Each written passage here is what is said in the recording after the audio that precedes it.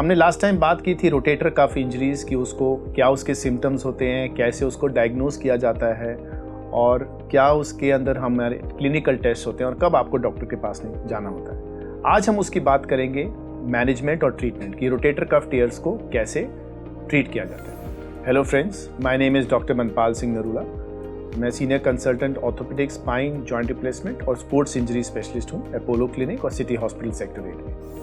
तो पहला क्वेश्चन यही है कि आपको डॉक्टर के पास जाने की कब ज़रूरत है। अगर आपको लग रहा है कि आपकी पेन बहुत एक्यूट है, जो एक हफ्ते के रेस्ट के साथ और आपकी नॉर्मल पेन किलर से नहीं जा रहा, या आपकी पेन बहुत सिवियर जो आर्म के अंदर जा रही है, या आपकी मूवमेंट बहुत रिस्ट्रिक्ट हो गई है जिसमें आप कुछ भी एक पर्टिकुलर एक्टिविटी नहीं कर पा रहे, आपके मसल बहुत वीक हो गए हैं, तो इन कंडीशंस में आप ज़रूर अपने एक ऑर्थोपेडिक सर्जन को कंसल्ट करें और वो आपको इसका ट्रीटमेंट और डिफरेंट प्लान्स ऑफ मैनेजमेंट बताएंगे।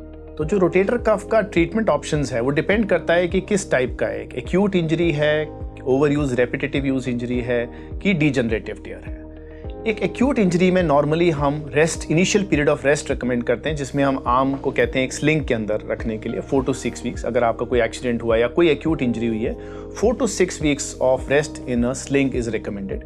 And then the most important part of this treatment is physiotherapy. When I say physiotherapy का मेरा मतलब है एक्सरसाइज जो आपके इस मसल्स को स्टेबलाइज करता है, आपकी रेंज ऑफ मूवमेंट्स को बढ़ाता है।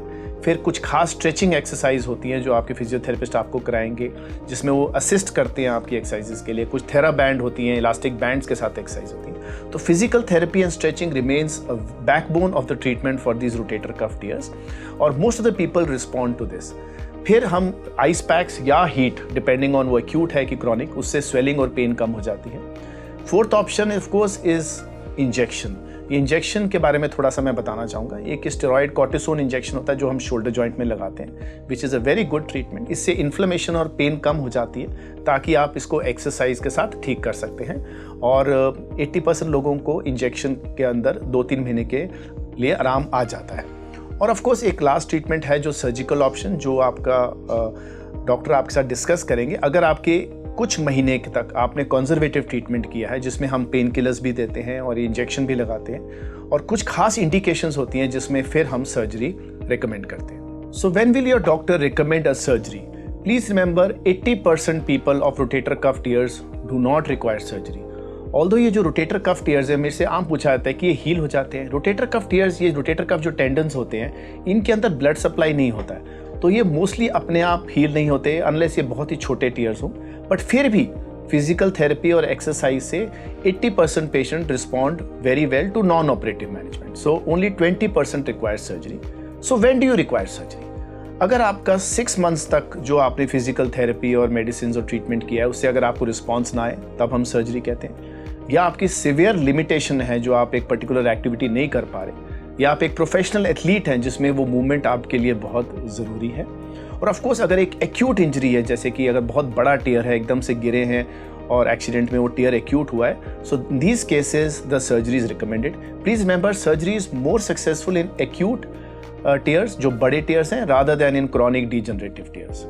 तो सर्जिकल ऑप्शन क्या क्या होता है इसमें? आजकल हम एक पिन होल इंसिजन से, आर्थ्रोस्कोपी से, छोटे इंसिजन से ये सर्जरी करते हैं। इस सर्जरी में जैसे मैंने बताया, रोटेटर कफ होता क्या है, टीयर्स जो मसल्स बोन के साथ अटैच हैं, वो पोर्शन टीयर हो जाता है, तो हम उसको रीअटैच करते हैं। जो टीयर हो गया हम उसको रीअटैच करते हैं, खासकर जो बड़े टीयर्स में।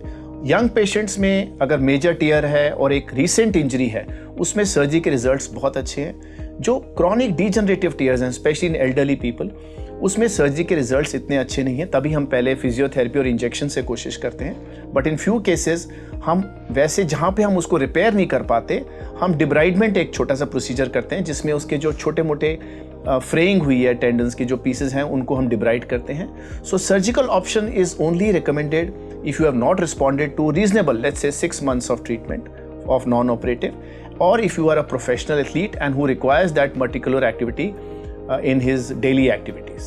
So what is the prognosis after surgery and how long does it take? Surgery के बाद कितनी देर तक के बाद हम लोग अपना मूवमेंट रिकवर कर लेते हैं? जैसे मैंने बताया, ये मोस्टली प्रोफेशनल एथलीट्स में करने की ज़रूरत पड़ती है, यंग एडल्ट्स में। तो पूरा ये सर्जरी के बाद 3 to 6 months, आजकल जैसे बहुत छोटे इंसिजन से किया जाता है, so post of recovery is very nice. 3 to 6 months में मोस्टली ये इंजरी अच्छे से हील हो जाती है, जो सपोज सर्जरी हमारे ट्रीटमेंट। पर इसको अपनी नॉर्मल एक्टिविटी, अगर स्पोर्टिंग एक्टिविटी की बात करें तो 6 से 12 महीने लग जाते हैं उसकी पावर को वापस आने में। पर इसके रिजल्ट्स बहुत ही अच्छे हैं। जैसे कि मैंने बताया, अगर हमने एक्यूट इंजरी में किया और एक यंग एडल्ट में, तो 6 से 12 महीने में they can go back to their games. But initial 3 to 6 months after surgery you need good physiotherapy and rehabilitation programme. So friends, rotator cuff injuries जैसे मैंने बताया है बहुत कॉमन और बड़ा अच्छा ट्रीटमेंट है। Most of the people do not require surgery. पर अगर आपको ये प्रॉब्लम काफ़ी देर से है तो अपने डॉक्टर के पास ज़रूर कंसल्ट करिए, एंड मोस्टली सर्जरी के बिना ठीक हो जाता है। But yes, do not treat yourself, and there is a lot of emphasis exercise और फिजियोथेरेपी रेगुलर करें। Thank you very much.